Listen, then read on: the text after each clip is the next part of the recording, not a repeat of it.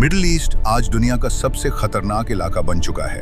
एक तरफ है ईरान, दूसरी तरफ दुनिया की सबसे ताकतवर ताकत यूनाइटेड स्टेट्स, और इस संघर्ष के बीच खड़ा है अमेरिका का सबसे करीबी सहयोगी इजराइल।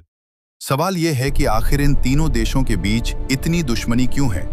क्या ये सिर्फ राजनीति है, परमाणु हथियारों की दौड़ है, या फिर मिडिल ईस्ट की ताकत की लड़ाई?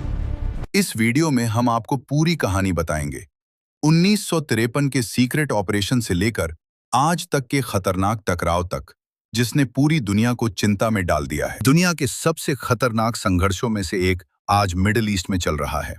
एक तरफ है ईरान, दूसरी तरफ है दुनिया की सबसे शक्तिशाली सेना वाला देश यूनाइटेड स्टेट्स, और इस संघर्ष के बीच खड़ा है अमेरिका का सबसे करीबी सहयोगी इजराइल।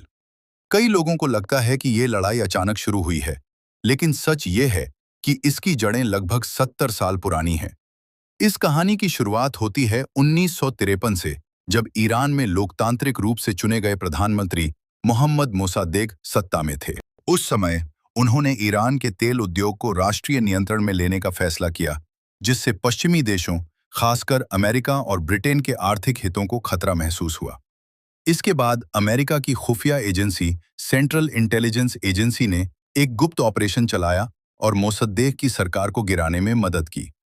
इसके बाद ईरान में अमेरिका समर्थित राजा मोहम्मद रेजा पहलवी की सत्ता मजबूत हुई, लेकिन ये फैसला ईरान की जनता के लिए बेहद विवादित था और धीरे धीरे देश में अमेरिका के खिलाफ गुस्सा बढ़ता गया। साल 1979 में ईरान में एक ऐतिहासिक घटना हुई, जिसे ईरानियन रेवोल्यूशन कहा जाता है। इस क्रांति का नेतृत्व धार्मिक नेता रूहुल्लाह ख़ुमैनी ने किया। इस क्रांति में राजशाही खत्म हो गई और ईरान एक इस्लामिक रिपब्लिक बन गया।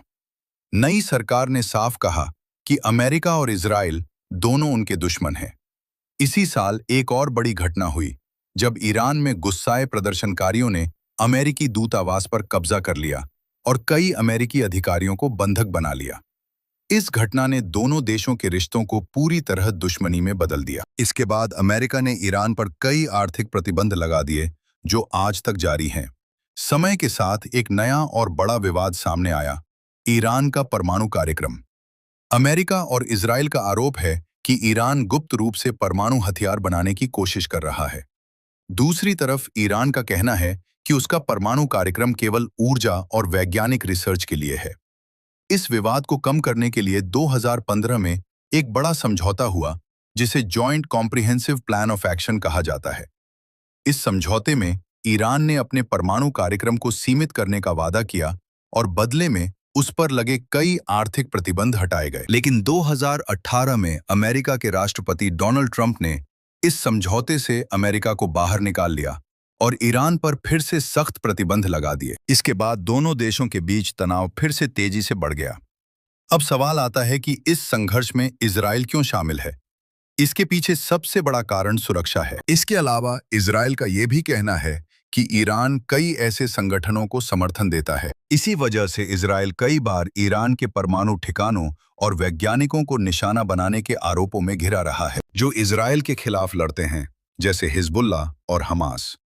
ये संगठन लेबनान और गाजा जैसे क्षेत्रों में सक्रिय हैं और कई बार इजराइल के साथ संघर्ष में शामिल रहे हैं। जो इजराइल के खिलाफ लड़ते हैं, जैसे हिजबुल्लाह और हमास, ये संगठन लेबनान और गाजा जैसे क्षेत्रों में सक्रिय हैं और कई बार इजराइल के साथ संघर्ष में शामिल रहे हैं। इसे अंतर्राष्ट्रीय राजनीति में प्रॉक्सी वॉर कहा जाता है। हाल के वर्षों में ये संघर्ष और ज्यादा खतरनाक हो गया है। खासकर इजराइल हमास वॉर के बाद मिडिल ईस्ट में तनाव तेजी से बढ़ गया। अमेरिका खुलकर इजराइल के समर्थन में खड़ा हो गया, जबकि ईरान ने इजराइल के विरोधी समूहों को राजनीतिक और रणनीतिक समर्थन दिया। इसके कारण पूरे क्षेत्र में हमलों, मिसाइल स्ट्राइक्स और सैन्य गतिविधियों में वृद्धि हुई। कई बार ऐसा लगा कि ये तनाव सीधे युद्ध में बदल सकता है। दुनिया के कई विशेषज्ञों का मानना है कि अगर ईरान, अमेरिका और इजराइल के बीच सीधा युद्ध शुरू हो गया, तो इसका असर सिर्फ मिडिल ईस्ट तक सीमित नहीं रहेगा, बल्कि पूरी दुनिया की अर्थव्यवस्था, तेल की कीमतों और अंतर्राष्ट्रीय सुरक्षा पर गहरा असर पड़ेगा। मिडिल ईस्ट दुनिया के सबसे महत्वपूर्ण तेल क्षेत्रों में से एक है, इसलिए यहाँ का कोई भी बड़ा युद्ध वैश्विक बाजार को प्रभावित कर सकता है। यही कारण है कि दुनिया के कई देश इस तनाव को कम करने की कोशिश करते रहते हैं। लेकिन इतिहास, राजनीति, धर्म और क्षेत्रीय शक्ति संतुलन की वजह से ये संघर्ष बहुत जटिल बन चुका है। आज की स्थिति में ईरान, अमेरिका और इजराइल के बीच ये टकराव केवल 3 देशों की दुश्मनी नहीं, बल्कि पूरे मिडिल ईस्ट की शक्ति संतुलन की लड़ाई बन चुका है।